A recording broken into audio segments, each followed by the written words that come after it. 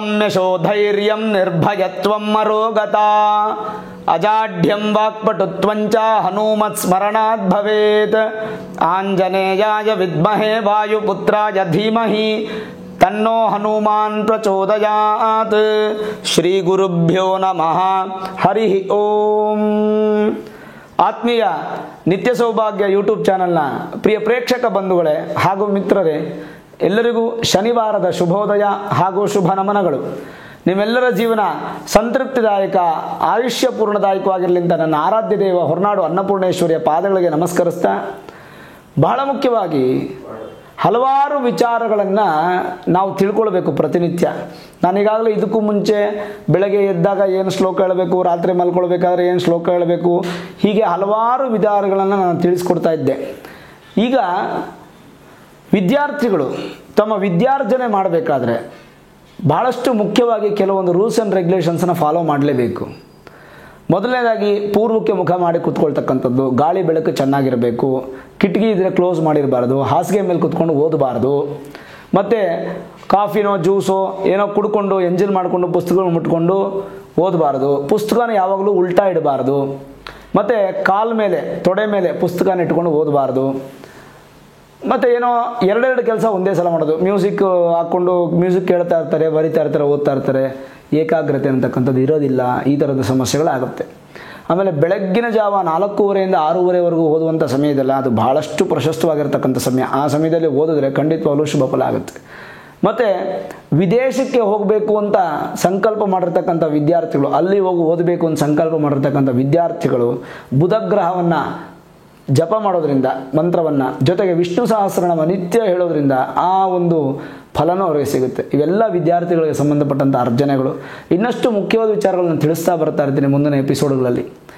ಇನ್ನು ಈ ದಿನದ ನಿತ್ಯ ಪಂಚಾಂಗವನ್ನು ನೋಡೋಣ. ದಿನಾಂಕ 20/4/2019 ಶನಿವಾರ, ಸ್ವಸ್ತಿ ಶ್ರೀ ವಿಕಾರಿನಾಮ ಸಂವತ್ಸರದ ಉತ್ತರಾಯಣ ವಸಂತ ಋತು, ಚೈತ್ರ ಮಾಸ, ಕೃಷ್ಣ ಪಕ್ಷ, ಪ್ರತಿಪತ್ ಅಂದರೆ ಪಾಡ್ಯ ಅಂತ. ಸ್ವಾತಿ ನಕ್ಷತ್ರ, ವಜ್ರಯೋಗ, ಕೌಲವ ಹಾಗೂ ತೈತುಲ ಕರಣ. ಸೂರ್ಯೋದಯ ಬೆಳಗ್ಗೆ 6:05 ಸೂರ್ಯಾಸ್ತ ಸಂಜೆ 6:31. ರಾಹುಕಾಲ ಬೆಳಗ್ಗೆ 9:12 10:10:45 ನಿಮಿಷದವರೆಗೂ.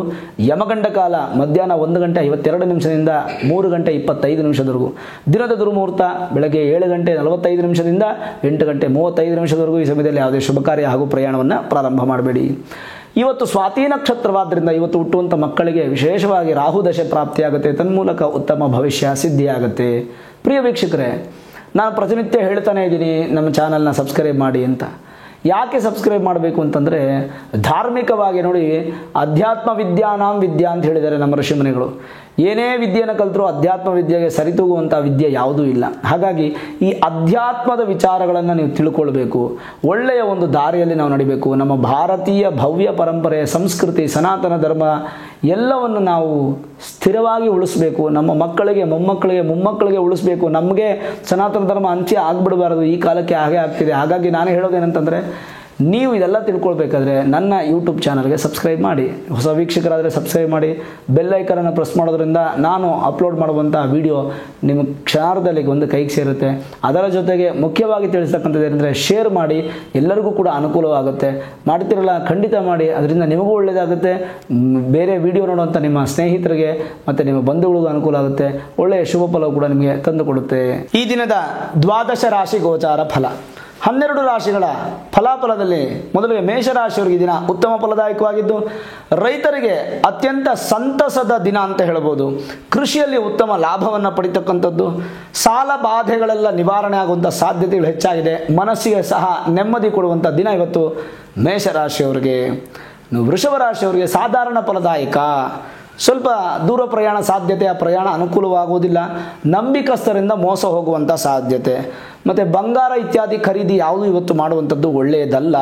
ಎಚ್ಚರಿಕೆಯಿಂದ ಇರಿ. ನಿಮ್ಮ ಬೆಲೆ ಬಾಳುವ ವಸ್ತುಗಳು ನಿಮ್ಮಿಂದ ದೂರವಾಗುವಂಥ ಸಾಧ್ಯತೆ. ಅಂದರೆ ಕಳ್ಳತನವಾಗ್ಬೋದು, ಅಥವಾ ನೀವೇ ಎಲ್ಲಾದರೂ ಮಿಸ್ಪ್ಲೇಸ್ ಇಟ್ಬಿಟ್ಟು ಬೇರೆ ಕಡೆ ಎಲ್ಲ ಇಟ್ಬಿಟ್ಟು ಮರೆತು ಹೋಗ್ಬೋದು. ಈ ಥರದ ಸಮಸ್ಯೆಗಳಾಗ್ಬೋದು. ಹಾಗಾಗಿ ವೃಷಭ ರಾಶಿಯವರು ಆರೋಗ್ಯದಲ್ಲಿ ಕೂಡ ಸ್ವಲ್ಪ ಎಚ್ಚರಿಕೆಯನ್ನು ವಹಿಸ್ತಕ್ಕಂಥದ್ದು ಒಳ್ಳೆಯದು. ಈ ದೋಷವನ್ನು ಪರಿಹಾರ ಮಾಡಿಕೊಳ್ಳೋಕ್ಕೆ ಹನುಮಾನ್ ಚಾಲಿಸವನ್ನು ಒಮ್ಮೆ ಪಾರಾಯಣ ಮಾಡಿ, ಖಂಡಿತ ಒಳ್ಳೆಯದಾಗುತ್ತೆ.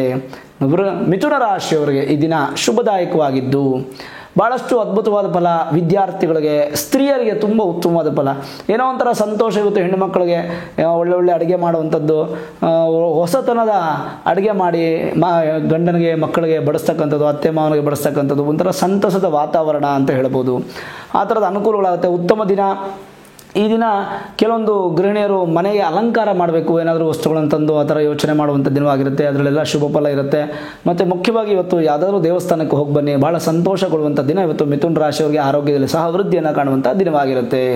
ಇನ್ನು ಕರ್ಕಾಟಕ ರಾಶಿಯವರಿಗೆ ಲಾಭದಾಯಕವಾಗಿದ್ದು ದೇವಾಲಯ ದರ್ಶನದಿಂದ ಮನಸ್ಸಿಗೆ ನೆಮ್ಮದಿಯಾಗುವಂಥದ್ದು, ಆರೋಗ್ಯದಲ್ಲಿ ವೃದ್ಧಿಯನ್ನು ಕಾಣುತ್ತೀರಾ. ಬಂಧುಗಳ ಸಹಾಯ ಹಸ್ತ ನಿಮಗೆ ಸಿಗುತ್ತೆ. ಅಂದರೆ ಒಂದು ಮನೆನೋ, ಒಂದು ಫ್ಲ್ಯಾಟೋ, ಅಥವಾ ಏನೋ ಒಂದು ಸೈಟೋ, ಅಥವಾ ಏನೋ ಒಂದು ತೊಗೊಳ್ತಾ ಇದ್ದೀನಿ, ಅಥವಾ ಏನೋ ಒಂದು ಗಾಡಿನೋ ಕಾರೋ ಪರ್ಚೇಸ್ ಮಾಡ್ತಾ ಇದ್ದೀನಿ ಅಂತಂದರೆ ನಿಮ್ಮ ಬಂಧುಗಳಿಂದ ಸಹಾಯ ಸಿಗುವಂಥ ಸಾಧ್ಯತೆಗಳು ನಿಮಗೆ ಹೆಚ್ಚಾಗಿರುತ್ತೆ. ಒಟ್ಟಾರೆ ಹೇಳೋದಾದರೆ ಕರ್ಕಾಟಕ ರಾಶಿಯವರಿಗೆ 2-3 ದಿನದ ಚೆನ್ನಾಗಿಲ್ಲ, ಇವತ್ತು ಭಾಳ ಉತ್ತಮವಾದ ಫಲ, ಅಭಿವೃದ್ಧಿ ಆಗುವಂಥದ್ದು. ಇನ್ನು ಸಿಂಹ ರಾಶಿಯವರಿಗೆ ವಿಶೇಷ ಫಲದಾಯಕವಾಗಿದ್ದು ಅದೃಷ್ಟದ ದಿನ ಅಂತ ಹೇಳ್ಬೋದು. ಅನಿರೀಕ್ಷಿತವಾಗಿ ಧನಲಾಭ ಪ್ರಾಪ್ತಿ, ಅಲ್ಪ ಪ್ರಯಾಣ ಇರುತ್ತೆ, ಪ್ರಯಾಣವು ಸುಖಕರವಾಗಿರುತ್ತೆ. ಹಿರಿಯರಿಂದ ಆಶೀರ್ವಾದ ತಗೊಳ್ಳಿ. ವಿದ್ಯಾರ್ಥಿಗಳು ತಮ್ಮ ಮುಂದಿನ ಭವಿಷ್ಯದ ಜೀವನದ ಬಗ್ಗೆ ಯೋಚನೆ ಮಾಡಿ ಯಾವ ಕೋರ್ಸ್ ತಗೊಳ್ಬೇಕು ಅಂತ ಇವತ್ತು ಬಹಳ ಅಂದರೆ ನಿರ್ಧಾರ ತಗೊಳ್ಳೋದಕ್ಕೆ ಬಹಳ ಉತ್ತಮವಾದ ದಿನ. ಸ್ಥಿರ ಆಸ್ತಿ ಖರೀದಿಸುವಂಥ ಮನಸ್ಸು ನಿಮ್ಮದಾಗುತ್ತೆ, ಅಂದರೆ ಜಯಪ್ರಾಪ್ತಿ ಆಗುವಂಥದ್ದು ಸಿಂಹ ರಾಶಿಯವರಿಗೆ ಉತ್ತಮ ಫಲ ಅಂತ ಹೇಳ್ಬೋದು. ಇನ್ನು ಕನ್ಯಾ ರಾಶಿಯವರಿಗೆ ಮಿಶ್ರ ಫಲದಾಯಕವಾಗಿದ್ದು ರಾಜಕೀಯ ವ್ಯಕ್ತಿಗಳಿಗೆ ಸ್ವಲ್ಪ ಭಯದ ವಾತಾವರಣ ಅಭಿವೃದ್ಧಿ ಆಗುತ್ತೆ. ಮಾನ ನಷ್ಟ ಆಗುವಂಥದ್ದು, ಧನ ನಷ್ಟ ಆಗುವಂಥದ್ದು, ಈ ಥರದ ಸಮಸ್ಯೆಗಳು ಜಾಸ್ತಿ ಆಗುವಂಥದ್ದು. ಮತ್ತು ಮುಖ್ಯವಾಗಿ ಹೇಳೋದಾದರೆ ಕೆಲಸ ಕಾರ್ಯಗಳಲ್ಲಿ ನಿಧಾನ ಪ್ರಗತಿ, ಕುಂಠಿತ ಪ್ರಗತಿ ಆಗುವಂಥದ್ದು, ಅಪವಾದನೆ, ಅಪನಿಂದನೆ ಬರುವಂಥ ಸಾಧ್ಯತೆಗಳು ಹೆಚ್ಚಾಗಿದೆ.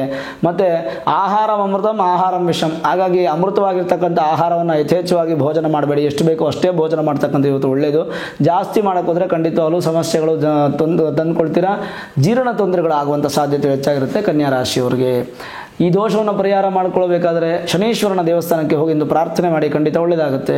ಇನ್ನು ತುಲಾ ರಾಶಿಯವರಿಗೆ ಕೂಡ ಸಾಧಾರಣ ಫಲದಾಯಕವಾಗಿದ್ದು ಬಂಡವಾಳ ಹೂಡಿಕೆಗೆ ಈ ದಿನ ಶುಭವಲ್ಲ. ಯಾವುದೇ ಹೊಸ ಕೆಲಸಕ್ಕೆ ಕೈ ಹಾಕಬೇಡಿ, ಹೊಸ ವ್ಯಾಪಾರಕ್ಕೆ ಕೈ ಹಾಕಬೇಡಿ, ಬಂಡವಾಳ ಹಾಕಬೇಡಿ, ಯಾವುದೇ ಅಗ್ರಿಮೆಂಟ್ ಪೇಪರ್ ಸೈನ್ ಮಾಡಬೇಡಿ, ಯಾರಿಗೂ ಮಾತು ಕೊಡಬೇಡಿ, ಯಾವುದೇ ರೀತಿಯಂಥ ಹೊಸ ಕೆಲಸಕ್ಕೆ ಇವತ್ತು ಚಾಲನೆಯನ್ನು ಕೊಡಬೇಡಿ. ಪಾಲುದಾರಿಕೆ, ಪಾರ್ಟ್ನರ್ಶಿಪ್ ಬಿಸ್ನೆಸ್ಸಲ್ಲಿ ಬಹಳಷ್ಟು ತೊಂದರೆಗಳಾಗುವಂಥ ಸಾಧ್ಯತೆ, ಮೋಸ ಹೋಗುವಂಥ ಸಾಧ್ಯತೆ, ಪಾರ್ಟ್ನರ್ಶಿಪ್ ಬಿಟ್ಟು ಹೋಗುವಂಥ ಸಾಧ್ಯತೆ, ಮನಸ್ಸಲ್ಲೇ ಒಳ ಜಗಳಗಳು ಬಂದು ಸ್ವಲ್ಪ ಸಮಸ್ಯೆಗಳಾಗುವಂಥ ಸಾಧ್ಯತೆಗಳೆಲ್ಲ ಇರೋದ್ರಿಂದ ಸ್ವಲ್ಪ ಜಾಗೃತಿಯಿಂದ ಇರ್ತಕ್ಕಂಥದ್ದು ಒಳ್ಳೆಯದು. ಮೂರನೇ ವ್ಯಕ್ತಿಗೆ ಆಸ್ಪಾದನೆ ಕೊಡಬೇಡಿ. ಯಾವತ್ತು ಮೂರನೇ ವ್ಯಕ್ತಿ ಎಂಟರ್ ಆದರೆ ನಿಮ್ಮ ಲೈಫ್ ಆಗ್ಬೋದು, ನಿಮ್ಮ ಕುಟುಂಬ ಆಗ್ಬೋದು, ದಂಪತಿಗಳ ಜೀವನ ಆಗ್ಬೋದು, ಎಲ್ಲವೂ ಕೂಡ ಹಾಳಾಗುತ್ತೆ. ಅದಕ್ಕೆ ನೀವು ಅವಕಾಶವನ್ನು ಮಾಡಿಕೊಡಬೇಡಿ. ಈ ಥರದ ದೋಷಗಳು ಪರಿಹಾರ ಮಾಡಿಕೊಡ್ಬೇಕಾದ್ರೆ ಇವತ್ತು ಆಂಜನೇಯನಿಗೆ ಸ್ವಲ್ಪ ಬೆಣ್ಣೆಯನ್ನು ಸಮರ್ಪಣೆ ಮಾಡಿ ಒಂದು ತುಳಸಿಯಿಂದ ಅರ್ಚನೆ ಮಾಡಿಸಿ, ಖಂಡಿತ ಒಳ್ಳೆಯದಾಗುತ್ತೆ. ಇನ್ನು ವೃಶ್ಚಿಕ ರಾಶಿಯವರಿಗೆ ತೃಪ್ತಿದಾಯಕವಾಗಿದ್ದು ವಿದೇಶಿ ಪ್ರಯಾಣದಲ್ಲೇ ಅನುಕೂಲವಾಗುವಂಥದ್ದು, ವಿದೇಶದಲ್ಲೇ ಇರ್ತಕ್ಕಂಥ ಕೆಲಸಗಾರರಿಗೆ ತುಂಬ ಅನುಕೂಲವಾಗುತ್ತೆ. ಸ್ವಲ್ಪ ಕಷ್ಟಗಳಿಂದ ಇರ್ತಕ್ಕಂಥ ಜೀವನ ಇವತ್ತಿಗೇನೋಪ್ಪ ಸ್ವಲ್ಪ ಅನುಕೂಲ ಆಯಿತು. ಮತ್ತು ಈ ಸಾಲ ಮಾಡಿರ್ತಕ್ಕಂಥವ್ರು, ಕೈ ಸಾಲ ಮಾಡಿರ್ತಕ್ಕಂಥವ್ರು, ಲೋನ್ ಕಟ್ಟದೆ ತುಂಬ ಅವಸ್ಥೆ ಪಡ್ತಾ ಇರ್ತಕ್ಕಂಥವ್ರು ಇವತ್ತು ಒಂದು ಸ್ವಲ್ಪ ರಿಲೀಫ್ ಸಿಗುವಂಥ ಸಾಧ್ಯತೆಗಳು ಹೆಚ್ಚಾಗಿರುತ್ತೆ. ಯಾರೋ ಮೂರನೇ ವ್ಯಕ್ತಿ ಸಹಾಯ ಮಾಡುವಂಥ ಸಾಧ್ಯತೆಗಳು ಹೆಚ್ಚಾಗಿರುತ್ತೆ. ಅನುಕೂಲಗಳು ತುಂಬ ಚೆನ್ನಾಗಿದೆ. ಷೇರು ವ್ಯವಹಾರಕ್ಕೆ ಸ್ವಲ್ಪ ಇವತ್ತು ಸಣ್ಣ ಪುಟ್ಟ ತೊಂದರೆ, ಅದು ಬಿಟ್ಟರೆ ಬೇರೆ ಎಲ್ಲದರಲ್ಲೂ ಅನುಕೂಲವಾಗಿರ್ತಕ್ಕಂಥದ್ದು ವೃಶ್ಚಿಕ ರಾಶಿಯವರಿಗೆ. ಧನಲಾಭ ಪ್ರಾಪ್ತಿಯು ಕೂಡ ಇವತ್ತು ನಿಮಗೆ ಸಿಗುವಂಥದ್ದು. ಧನುರಾಶಿಯವರಿಗೆ ಶುಭದಾಯಕವಾಗಿದ್ದು ಕೋರ್ಟು ಕಚೇರಿ ವಿಚಾರಕ್ಕೆ ಸಂಬಂಧಪಟ್ಟಂಥ ಮಾತುಕತೆಗಳು ಮನೆಯಲ್ಲಿ ನಡೆಯತಕ್ಕಂಥದ್ದು, ಲಾಯರ್ ಜೊತೆನೋ ಅಥವಾ ಅಣ್ಣ ತಮ್ಮಂದಿರ ದಾಯಾದಿಗಳ ಜೊತೆನೋ. ಮತ್ತು ಆಸ್ತಿ ವಿಚಾರದಲ್ಲಿ ಸಣ್ಣ ಪುಟ್ಟ ಅಂದರೆ ಪಿತ್ರಾರ್ಜಿತ ಆಸ್ತಿ ವಿಚಾರದಲ್ಲಿ ಮಾತ್ರ ಸಣ್ಣ ಪುಟ್ಟ ಜಗಳಗಳಾಗುವಂಥ ಸಾಧ್ಯತೆ. ಸ್ವಲ್ಪ ಮಾತುಗಳನ್ನು ನೋಡಿ ಆಡ್ತಕ್ಕಂಥದ್ದು ಒಳ್ಳೆಯದು. ವ್ಯಾಪಾರ ವ್ಯವಹಾರದಲ್ಲಿ ಬಹುಪಾಲು ಲಾಭ ಪ್ರಾಪ್ತಿ ಆಗುವಂಥದ್ದು ಏನು ಯೋಚನೆ ಏನಿಲ್ಲ. ಮನಸ್ಸಿಗೆ ನೆಮ್ಮದಿ ಸಿಗುವಂಥದ್ದು ಅತ್ಯಂತ ಅನುಕೂಲವಾದಂಥದ್ದು. ಇಂಜಿನಿಯರ್ಸ್ಗೆಲ್ಲ ಭಾಳ ಉತ್ತಮವಾದಂಥ ದಿನ ಅಂತ ಹೇಳ್ಬೋದು ಇವತ್ತು. ಏನೇ ಕನ್ಸ್ಟ್ರಕ್ಷನ್ಸ್ ಬಿಸ್ನೆಸ್ ಸಂಬಂಧಪಟ್ಟಂಥ ಮಾಡ್ತಾಯಿದ್ರೆ ನಿಮ್ಗೆ ಅನುಕೂಲವಾಗುತ್ತೆ. ಮತ್ತು ಇವತ್ತಿನ ದಿನ ಈ ಒಂದು ಕೆಲಸ ಕಾರ್ಯಕ್ಕೆ ಸಂಬಂಧಪಟ್ಟಾಗಿ ನಿಮಗೆ ಜಯಪ್ರಾಪ್ತಿ ಆಗಬೇಕಂದ್ರೆ, ಮತ್ತಷ್ಟು ಲಾಭ ನಿಮಗೆ ಸಿಗಬೇಕು ಅಂತಂದರೆ ವಿಶೇಷವಾಗಿ ಇದು ದಶರಥ ಕೃತ ಶನೈಶ್ಚರ ಸ್ತೋತ್ರ ಅಂತಿದೆ, ಅದನ್ನು ಪಾರಾಯಣ ಮಾಡಿ ಹೋಗಿ, ಅಥವಾ ಯೂಟ್ಯೂಬಲ್ಲಿ ಸಿಗ್ತದೆ ಒಮ್ಮೆ ಕೇಳಿ ಹೋಗಿ, ಖಂಡಿತ ನಿಮಗೆ ಒಳ್ಳೆಯದಾಗುವಂಥದ್ದು. ಇನ್ನು ಮಕರ ರಾಶಿಯವರಿಗೆ ಅಶುಭದಾಯಕ. ವಾಹನ ಚಾಲಕರು ಸ್ವಲ್ಪ ಎಚ್ಚರಿಕೆಯಿಂದ ಇರತಕ್ಕಂಥದ್ದು ಒಳ್ಳೆಯದು. ಆರೋಗ್ಯದಲ್ಲಿ ಸಣ್ಣ ಪುಟ್ಟ ವ್ಯತ್ಯಾಸವಾಗುವಂಥದ್ದು, ಸಣ್ಣ ಪ್ರಮಾಣದ ಶಸ್ತ್ರಚಿಕಿತ್ಸೆಗಳಾಗುವಂಥ ಸಾಧ್ಯತೆಗಳು. ಮತ್ತು ಮುಖ್ಯವಾಗಿ ಹೊರಗಡೆ ಪ್ರಯಾಣ ಮಾಡಬೇಕಂದ್ರೆ ಸ್ವಲ್ಪ ಸಮಯಕ್ಕೆ ಸರಿಯಾಗಿ ಹೋಗಿ ಬನ್ನಿ, ರಾಹುಕಾಲ ಹೆಮ್ಗಣ್ಕಾಲಲ್ಲಿ ನೋಡಿಕೊಂಡು, ಯಾಕಂದರೆ ಸ್ವಲ್ಪ ಅಪಘಾತಗಳಾಗುವಂಥ ಸಾಧ್ಯತೆಗಳು ಹೆಚ್ಚಾಗಿರುತ್ತೆ. ವೈದ್ಯರನ್ನು ಸೂಕ್ತ ಸಮಯದಲ್ಲಿ ಭೇಟಿ ಮಾಡ್ತಕ್ಕಂಥದ್ದು ಒಳ್ಳೆಯದು. ಆರೋಗ್ಯ ಹೆಚ್ಚು ಕಾಪಾಡಿಕೊಳ್ತಕ್ಕಂಥದ್ದು ಮಕರ ರಾಶಿಯವರಿಗೆ ಮತ್ತಷ್ಟು ಶುಭ ಫಲ. ಹಾಗಾಗಿ ಇವತ್ತು ಶನೀಶ್ವರನ ದೇವಸ್ಥಾನಕ್ಕೆ ಹೋಗಿ ಬನ್ನಿ, ತುಂಬ ಒಳ್ಳೆಯದಾಗುತ್ತೆ ಖಂಡಿತ. ಇನ್ನು ಕುಂಭರಾಶಿಯವರಿಗೆ ಲಾಭದಾಯಕವಾಗಿದ್ದು ಹೊಸ ಹೊಸ ಕೆಲಸ ಕಾರ್ಯಗಳಲ್ಲಿ ಜಯ ಪ್ರಾಪ್ತಿಯಾಗುವಂಥದ್ದು. ರಾಜನಿಂದ ಹಣದ ಅನುಕೂಲ ಅಂತ ಹೇಳ್ತೀವಿ. ಅಂದರೆ ರಾಜನಿಂದ ಅಂದರೆ ರಾಜಕೀಯ ಆಗ್ಬೋದು, ಅಥವಾ ನಮ್ಮ ನಾಯಕ ಯಾರು ಅಂತ ನಿಮ್ಮ ನಾಯಕರು ಯಾರಿದ್ದಾರೋ ಅವರಿಂದ ನಿಮ್ಗೆ ಅನುಕೂಲ ಆಗುವಂಥ ಸಾಧ್ಯತೆಗಳು ಹೆಚ್ಚಾಗಿರುತ್ತೆ. ಮತ್ತು ಇರುವ ಕೆಲಸದಲ್ಲಿ ಅಭಿವೃದ್ಧಿಯನ್ನು ಕಾಣ್ತೀರಾ, ಪ್ರಮೋಷನ್ ಸಿಗುವಂಥ ಸಾಧ್ಯತೆಗಳು ಹೆಚ್ಚಾಗಿರುತ್ತೆ. ಯಾವುದೇ ಕೆಲಸ ನಿಮ್ಗೆ ಕೈ ಕೊಟ್ಟರು ಕೂಡ ಪರಿಪೂರ್ಣ ಮಾಡ್ತೀರಾ, ಅರ್ಧ ಮಾಡದೆ ಇವತ್ತು ಸಮಸ್ಯೆ ಆಗುತ್ತೆ ಅನ್ನೋ ಥರ ಏನಿರಲ್ಲ, ಪರಿಪೂರ್ಣ ಮಾಡ್ತೀರಾ. ಕುಂಭರಾಶಿಯವರಿಗೆ ಆರೋಗ್ಯದಲ್ಲಿ ವೃದ್ಧಿ, ಧನಲಾಭ ಪ್ರಾಪ್ತಿ, ಉತ್ತಮವಾದ ಅನುಕೂಲ ಸಿಗುವಂಥ ದಿನ ಇವತ್ತು. ವಿಶೇಷವಾಗಿ ಮೀನರಾಶಿಯವರಿಗೆ ಅತ್ಯಂತ ಶುಭದಾಯಕವಾಗಿದ್ದು, ಹೋಟೆಲ್ ಬಿಸ್ನೆಸ್ ಮಾಡತಕ್ಕಂಥವ್ರಿಗೆ ಬಹಳಷ್ಟು ಒಳ್ಳೆಯದಾಗುತ್ತೆ. ಮತ್ತು ಉದ್ಯಮಿಗಳಿಗೆ ಬಹಳಷ್ಟು ಅನುಕೂಲ ಆಗುವಂಥದ್ದು. ಮತ್ತು ಈ ಕರೆಂಟು ಮತ್ತು ಈ ಒಂದು ಸಾಫ್ಟ್ವೇರು, ಆಮೇಲೆ ಇಂಟರ್ನೆಟ್ಗೆ ಸಂಬಂಧಪಟ್ಟಂಥ ಕೆಲಸ ಮಾಡ್ತಕ್ಕಂಥವ್ರು, ಈ ಹೊಸದಾಗಿ ಬೋರ್ ಹಾಕ್ಸ್ಬೇಕು ಅಂತ ಯೋಚನೆ ಮಾಡ್ತಕ್ಕಂಥವ್ರಿಗೆ ಭಾಳಷ್ಟು ಒಳ್ಳೆಯ ಉತ್ತಮವಾದ ದಿನ ಅಂತ ಹೇಳ್ಬೋದು. ಆಮೇಲೆ ಏನೇ ಒಂದು ಕೆಲಸ ಕಾರ್ಯದಲ್ಲಿ ಸಕ್ಸಸ್ ಆಗಬೇಕಂದ್ರೆ ಈ ದಿನನೇ ಪ್ರಾರಂಭ ಮಾಡಿ. ಜೊತೆಗೆ ಏನಪ್ಪ ಅಂದರೆ ನಿಮ್ಮ ಮಕ್ಕಳ ಒಂದು ಭವಿಷ್ಯದ ನಿರ್ಧಾರವನ್ನು ಮಾಡೋದಕ್ಕೆ ಭಾಳ ಉತ್ತಮವಾದ ಫಲ ಸಿಗುತ್ತೆ ನಿಮಗೆ. ಅನಿರೀಕ್ಷಿತವಾಗಿ ಕೆಲವೊಂದು ಧನ ಪ್ರಾಪ್ತಿನಿದೆ, ಆ ಧನ ನಿಮಗೆ ನೀವು ಸುಖ ಅನುಭವಿಸ್ಲಿಕ್ಕಾಗಲ್ಲ, ಮತ್ತೆ ಬೇರೆ ಕಡೆ ಹೋಗ್ಬಿಡ್ತಕ್ಕಂಥದ್ದು, ಯಾವುದೋ ಲೋನ್ ಕಟ್ಟೋದು ಅಥವಾ ಯಾರಿಗೂ ಕೊಡಬೇಕೋ ಈ ಥರ ಹೋಗುವಂಥ ಸಾಧ್ಯತೆಗಳು. ಒಟ್ಟಾರೆ ಸ್ವಲ್ಪ ಶುಭ ಫಲ ಅಂತ ಹೇಳ್ಬೋದು ಮೀನರಾಶಿಯವರಿಗೆ. ಇದಾಗಿತ್ತು ಈ ದಿನದ ದ್ವಾದಶ ರಾಶಿ ಗೋಚಾರ ಫಲ. ಪ್ರಿವೀಕ್ಷಕರೇ, ಮತ್ತೊಮ್ಮೆ ನಿಮ್ಮ ಜೀವನ ಸುಖಮಯವಾಗಿ, ಸಂತೋಷಮಯವಾಗಿ, ಆರೋಗ್ಯಪೂರ್ಣದಾಯಕವಾಗಿರಲಿ ಅಂತ ನನ್ನ ಆರಾಧ್ಯ ದೇವಿ ಹೊರನಾಡು ಅನ್ನಪೂರ್ಣೇಶ್ವರಿಯ ಪಾದಗಳಿಗೆ ನಮಸ್ಕರಿಸ್ತಾ, ಸರ್ವೇ ಜನಾಃ ಸುಖಿನೋ ಭವಂತು, ಸಮಸ್ತ ಸನ್ಮಂಗಳಾನಿ ಭವಂತು.